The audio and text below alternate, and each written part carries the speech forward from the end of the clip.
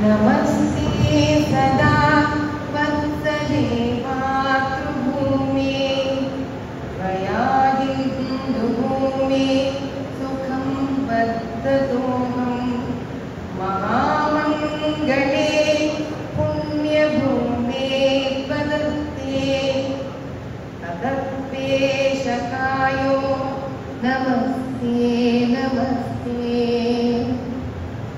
కొన్ని ఏళ్ల నుంచి ఈ భారత భూమి కన్నా మించిన పుణ్య భూమి లేదని చెప్తూ ముందుకు వెళుతూ ఎన్నో త్యాగాలు చేసిన భారత భూమి ఇది. ఈ భూమి మీద చాలా త్యాగాలు చేసింది ముందు యువకులే.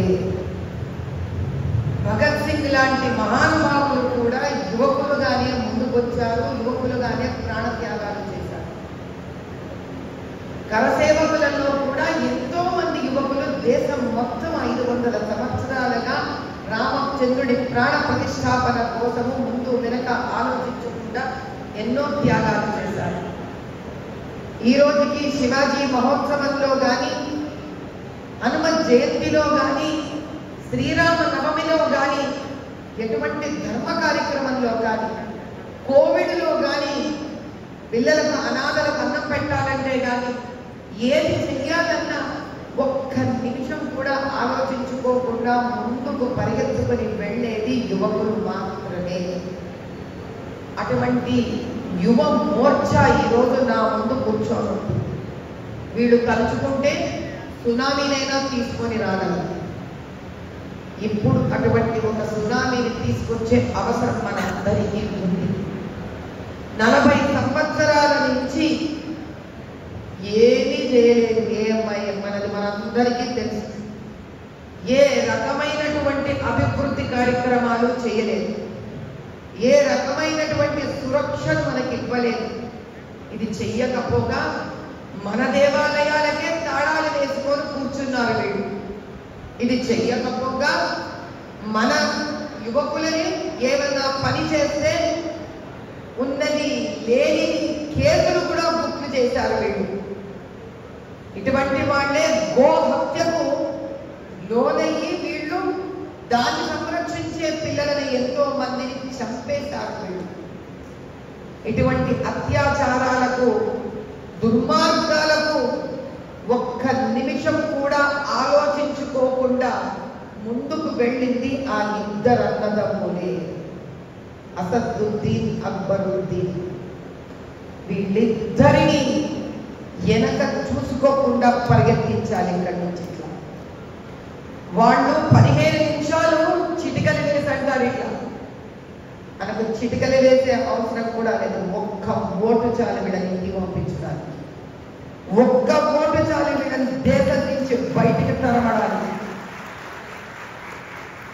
చేతకాని వాళ్ళు చిటికలు వేసుకొని 15 నిమిషాలు కావాలి వీళ్ళకి. వీళ్ళకు 15 నిమిషాలు కావాలి. ఒక ముస్లింని చదువుకొని ఉద్యోగం లేని, గర్భదరిద్రంతో బాధపడుతున్న ఒక ముస్లిం యువకుడిని రెచ్చగొట్టి ఒక హత్య చేసే పరిస్థితికి తీసుకొని రావడానికి వీళ్ళకు చిటికలు వేసే 15 నిమిషాలు కావాలి. కానీ అదే మా మోర్చాలో ఉన్న యువకులకు అదే 15 నిమిషాలలో ఒక ఓటు వేసి దుర్మార్గాన్ని బయటికి పంపించే శక్తి ఉంది.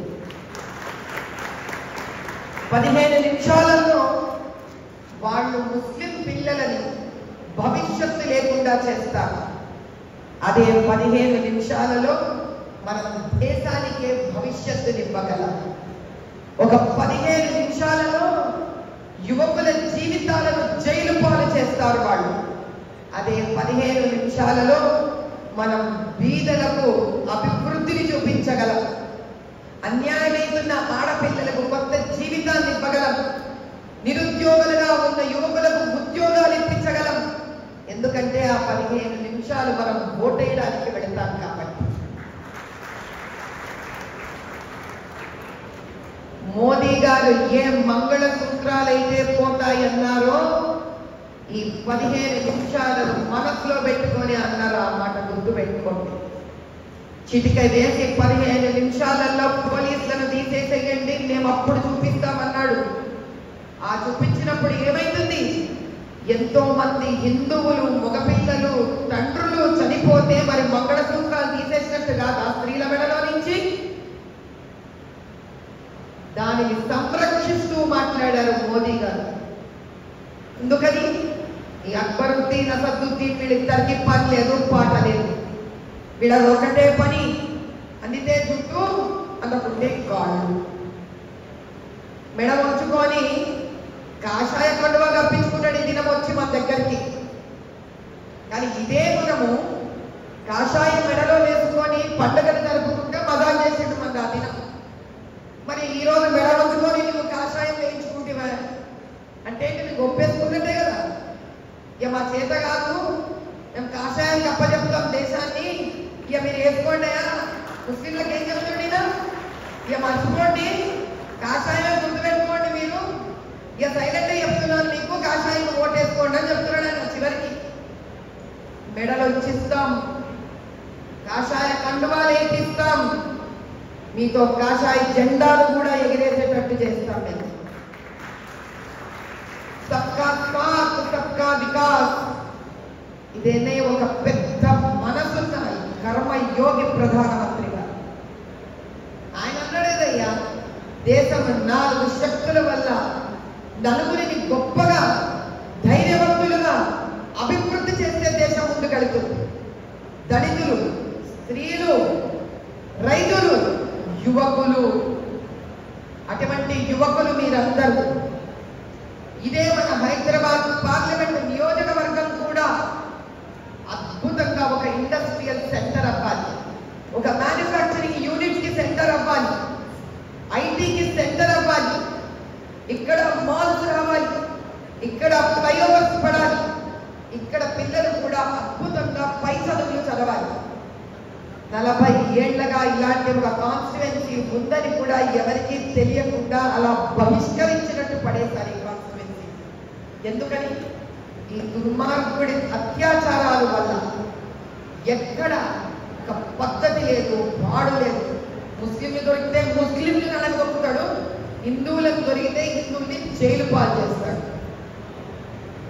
ముస్లిం ఆడపిల్లలతో ట్రాఫికింగ్లు చేస్తారు వీళ్ళు, హిందూ ఆడపిల్లలతో లవ్ జిహాదులు చేయిస్తారు వీళ్ళు. ఏం చేయగలరు వీళ్ళు? స్వార్థం. ఇద్దరు అన్నదమ్ములు తమ స్వార్థానికి తప్ప వేరొక పని లేదు వీళ్ళిద్దరికి.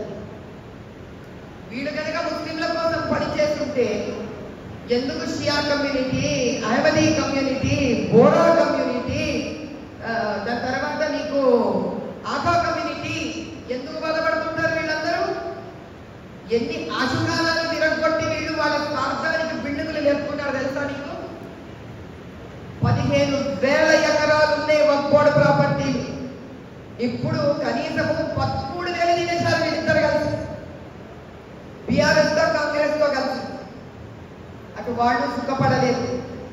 ఇది తినేసి ఏక్ బార్ వక్ఫా హే తో వక్ఫా హే అనే దాన్ని తప్పుడొక్కలు తీసి హిందువుల ఇండ్ల మీద హిందువుల జాగాలను ఆక్రమించడం మొదలుపెట్టారు వీళ్ళు. మన ఇళ్లను కూలగొట్టడం మొదలుపెట్టారు వీళ్ళు. ఇది మాది. ఎందుకు? ఇది అడగడానికి ఇక్కడ న్యాయం లేదు కాబట్టి.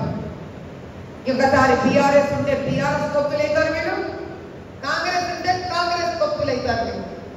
ఏమైనా కర్మ కొట్టి బోగస్ ఓట్లతోటి, పోలింగ్ బూత్ క్యాప్చర్ తోటి, సీసీ కెమెరాలను వీళ్ళు అదేంటి హ్యాండ్ చేయడంతో, వెబ్కాస్టింగ్ ఆపేయడంతో వీళ్ళ ఇష్టం వచ్చినట్టు దుర్మార్గ సామ్రాజ్యాన్ని స్థాపించాలి. ఇంకా ఊరుకునేది లేదు. ఈసారి మనం 1944 బూతులలో ఏజెంట్లను కూర్చోబెడుతున్నాం. మనం ఈసారి 1944 బూతులలో సంరక్షణ తీసుకొని వస్తున్నాం. ఖచ్చితంగా 8 నుంచి 900 బూతులలో ఎట్టి పరిస్థితులలో మనకి ఈసారి సురక్షితంగా సెంటర్ నుంచి ఫోర్స్ వస్తుంది. దీనికి నేను విపరీతంగా కృషి కూడా చేస్తూనే ఉన్నాను. ఈసారి ఒక్క భోగతోటి కూడా పడనీయకుండా ఆపేస్తాం. మనమందరం గుర్తుపెట్టుకోవాల్సింది ఒకటే, పోలింగ్ రోజు నేను కేవలం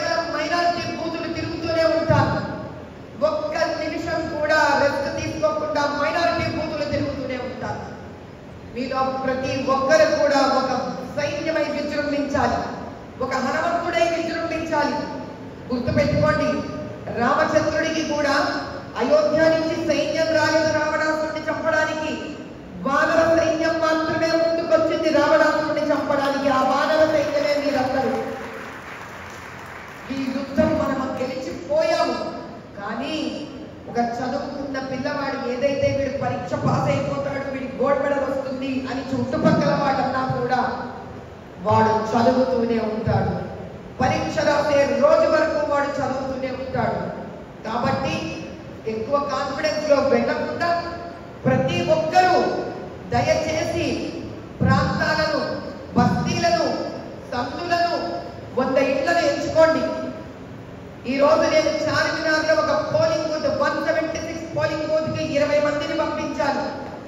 ఆశ్చర్యం ఏంటో తెలుసా, 70 హిందూ ఓట్లు డిలీట్ చేశారు 176 పోలింగ్ బూత్ లో. నేను ప్రతి పోలింగ్ బూత్ ని బయట తీస్తున్నాను. 70 కన్నా ఎక్కువ డిలీటెడ్ అని పేరు కూడా లేకుండా పోలింగ్ బూత్ ఓటర్స్ లిస్ట్ లో నుంచే గాయం చేసేశారు కొన్ని పేర్లు. ఒక ఇంట్లో నుంచి 9 ఓట్లు తీసేశారు. మీరు ఇట్లా కూర్చుని ఈ కార్యక్రమం అయిన తర్వాత మీరు కనుక ఒక్కొక్క పోలింగ్ బూత్ ఏరియాని కనుక పంచుకోకపోతే ఈ అన్యాయం నుంచి మీరు ఎప్పుడు బయటికి రాలేదు. నాతో పాటు కలవాలి మీరు, నాతో పాటు ఈ యుద్ధం చెయ్యాలి మీరు. అప్పుడే మన విజయాన్ని సాధిస్తాం. ఇన్ని ఏళ్ళు ఒక ఎత్తు, ఈ సంవత్సరం ఒక ఎత్తు. అబ్ నహీ తో కబ్ నహీ. ఈ మాట గుర్తుపెట్టుకోండి. మీరు మీకు అభివృద్ధి చెందాలని లేదా, మీ కాన్స్టిట్యుయెన్సీ కూడా ఒక జూబ్లీ హిల్స్ లాగానో, ఒక బంజారా హిల్స్ లాగానో, ఒక గచ్చిబౌలి లాగానో తయారవ్వాలని లేదా మీకు ఆ కోరికే కనుక ఉంటే మీరు ఏ ఏ అసెంబ్లీ నియోజకవర్గాల్లో ఉన్నారో వాటిలో మీరు ఉండడం ఒక గర్వకారణంగా మీరు చూడాలనుకుంటే అసహ్యమైన సందులు గొంతులలో నుంచి మారి మీకు వెడల్పైన రోడ్లు, మీకు ప్లే గ్రౌండ్స్, మీ దగ్గర పిల్లలకి మంచి స్కూల్స్, లైబ్రరీస్, ఆధునికంగా మీ స్థానం కూడా మీ పట్టణం తయారవ్వాలనుకుంటే ఈ రోజు నుంచి 6 రోజులు నిరవధికంగా ఎండ ఉన్నా వాన ఉన్నా మనం పని చేయవలసినదే. కృషితో నాస్తి దుర్భిక్షం అంటే కష్టపడిన వాడికి అసాధ్యం అనేదే లేదు. లేవండి, నిద్ర మేల్కోండి, ముందుకు బయలుదేరండి. ఈ రజాకార ప్రభుత్వాన్ని సర్వనాశనం చేసే టైం వచ్చింది. అసహ్యంగా రామచంద్రుణ్ణి, కౌసల్యమాతను, భాగ్యలక్ష్మిని, బతుకమ్మను సిగ్గు శరం లేకుండా తిట్టిన వాళ్ళ నాలుకలకు అంతం చెప్పే టైం వచ్చింది. ఇంకా మీరు మేలుకోకపోతే బాగుపరిచే కాలం రాదు. రామచంద్రుడి ప్రాణ ప్రతిష్టాపన అయిన సంవత్సరం ఇది. ఈ సంవత్సరంలో శక్తి ఉంటుంది. ఈ కాలంలో బహుమూల్యమైన విజయాన్ని సాధించే బలం ఉంటుంది.